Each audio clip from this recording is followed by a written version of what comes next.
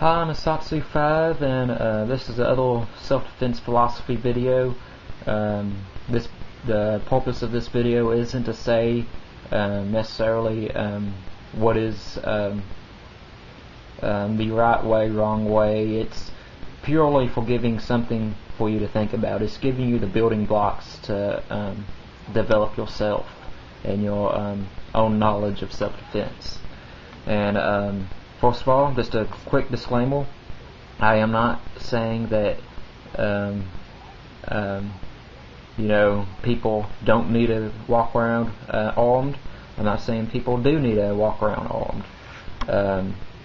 I believe that certain people will be better off walking around armed with a gun, and then some people might be better off with, I don't know, pepper spray, a knife, a baton, flashlight, but not everybody can handle the responsibility that it takes to carry around a gun. I mean, carrying around a knife for self-defense takes a whole lot of responsibility. Carrying around a club for self-defense carries with it a lot of responsibility. Flashlights and pepper spray, not as much, but still a lot of responsibility. Now, we all are familiar with road rage. Someone cuts you off, someone flips you off, someone's just driving extremely slow. No matter what it is, or something that someone can do on the road, not even thinking about who else is on the road. They're completely thinking about themselves. It can somehow just really, ruin your day, and it can cause many people to do some really stupid things. Now, a lot of these road rage scenarios, they can be avoided either by just not giving them the time of the day. If something bad happens, someone cuts you off, if you're alright, don't make a big deal about it. If you're safe, then don't make a big deal out of it. Now, I realize the other person might be driving dangerously. If you feel that they are driving dangerously, then call the police. Tell them, hey, this guy with this serial number is driving recklessly. I just want to give you a heads up on it. But if you're safe, there's no need to do anything else about that scenario.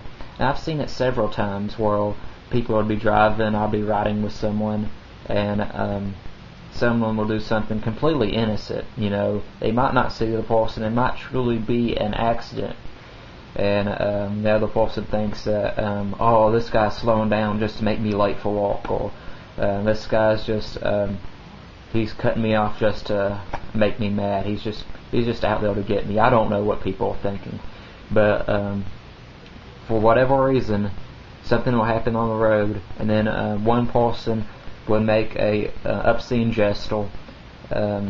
They'll try to match whatever the other person's doing. Like if a guy's going really, really slow, someone might pull out in front of him and then, quote, give them their own medicine and slow down a lot.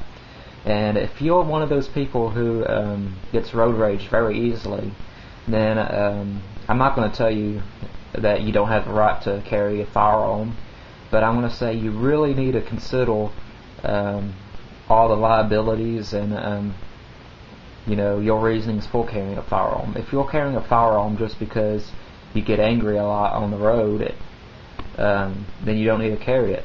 If you're inviting a self-defense or a violent encounter, then you don't need to carry a gun. Here's just an example. There's a lot of crazy people out on the road these days. Someone does something, I don't know, you fill in the blank, cuts you off, is just driving really, really slow, whatever. And you honk your horn and you flip them off, and you just, do every other rude thing in the book, and then they come out and they pull out a baseball bat or a tire iron and start beating on your vehicle, or if they pull out a gun and start shooting at your vehicle. Now, was that really a self-defense situation? I mean, I'm not saying that you deserved it. I'm not saying that by any stretch of the imagination. I'm just saying, is it really a self-defense situation? It's really just a fight. Just like how two kids in the playground who don't like each other fight. They pick on each other until they fight. Now, I can't really say that that was a self-defense situation. If you got a real bad case of road rage and you decided to honk your horn, yell at the guy, and flip him off, then you're kind of inviting trouble. And that's not something that needs to happen if you carry a gun.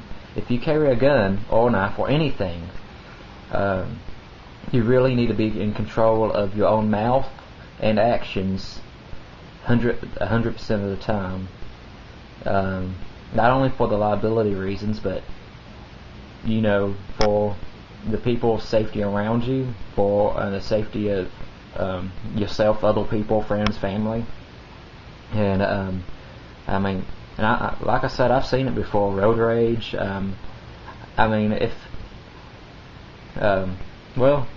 Here's just a quick example of me losing my temper once, and it really wasn't that bad as far as what I did, but the results of what happened was pretty severe.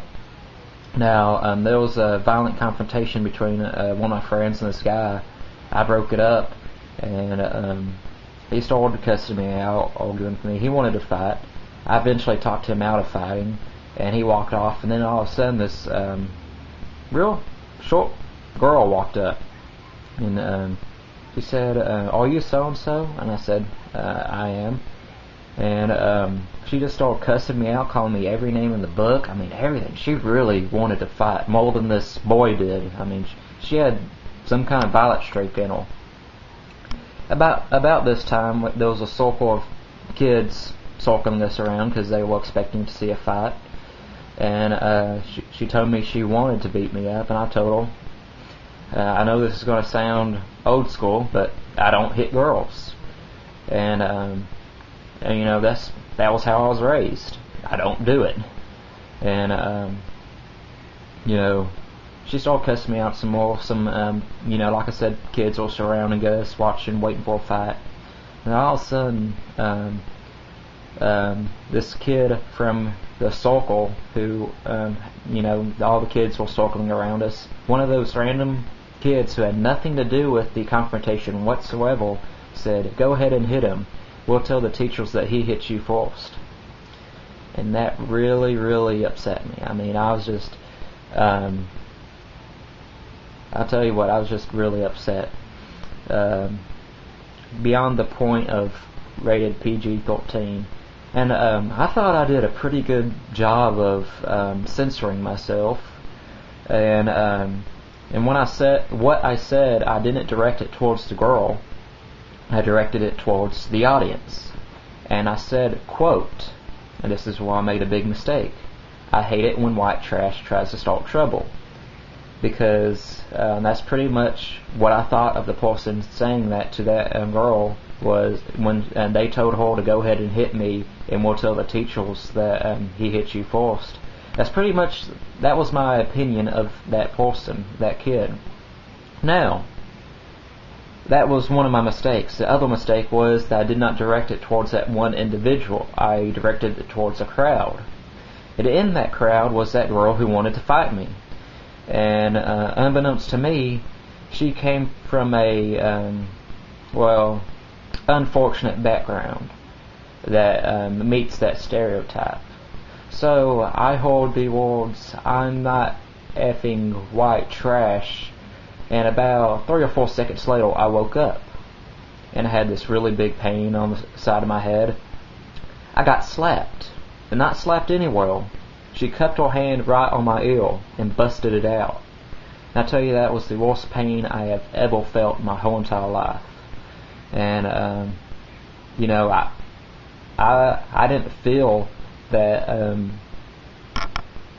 really lost my temper. I mean, At the time, I didn't feel I lost my temper, but thinking back, I should have just kept my mouth shut. Would have saved me a lot of heartache, a lot of money, and one of my eardrums. But you live and you learn, you forget. Well, not forget, but you learn from your mistakes. And I've learned several things. One, you need to keep your mouth shut. If you get really, really upset, that's a very smart thing to do. Two, I don't believe in hitting girls, but I don't necessarily believe I have to let them beat me up anyways either. And since then I've learned some non-striking self-defense moves, you know, Aikido Jiu-Jitsu and, you know, that kind of stuff, which I'll get into later, but it's pretty much self-defense without physically hitting someone, which is cool. It's a very good thing to know. But I've learned, you know, keep your mouth shut, and you don't have to let anybody beat you up.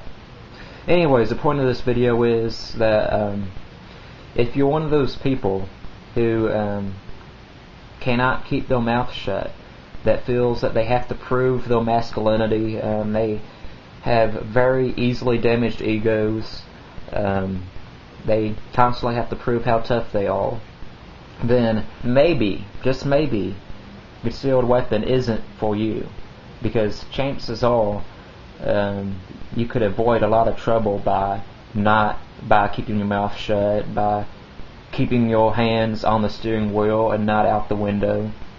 And like I said, some people might take what I'm saying the wrong way. I really hope no one does.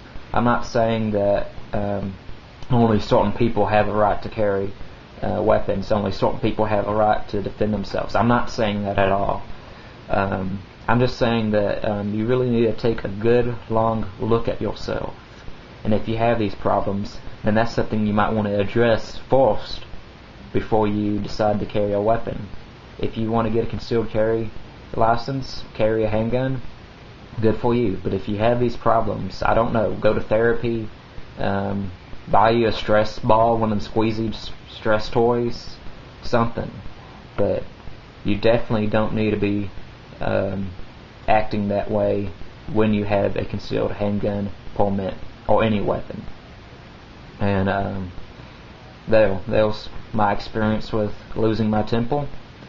I hope you can learn from it. Never assume that when you say stuff like that people aren't going to overreact to it. I mean, like I said, I was not intending that phrase. I wasn't directing it towards the girl who was mad at me, and I had no idea that she came from that type of background. But and I was intending it towards the person who said, "Go ahead and hit him. We'll tell the teachers that he hit you first." And I felt that I had the right to be upset. There's many times that all of us have the right to be upset, but I could have avoided a lot of trouble by keeping my mouth shut, and other people can too. Like I said, I hope no one takes this video the wrong way. This is more of a watch yourself kind of video. If you see yourself having these problems, or if you have been told that you have these kind of problems, such as road rage or always kind of having to smart back, you know, try to take care of that first before you get a concealed handgun permit or license, and that way you don't cause any violent encounters. Because if you're causing a violent encounter to happen to you, then it's really not self-defense. And then you open up a whole other can of worms, legal liabilities. You know, you can be put in jail, prison. You can be fined. You can end up hurting someone that does not need to be hurt. And you can cause a lot of other people, including your family, a lot of grief. I'm Asatsu5, and I hope y'all have a good day. I'm out.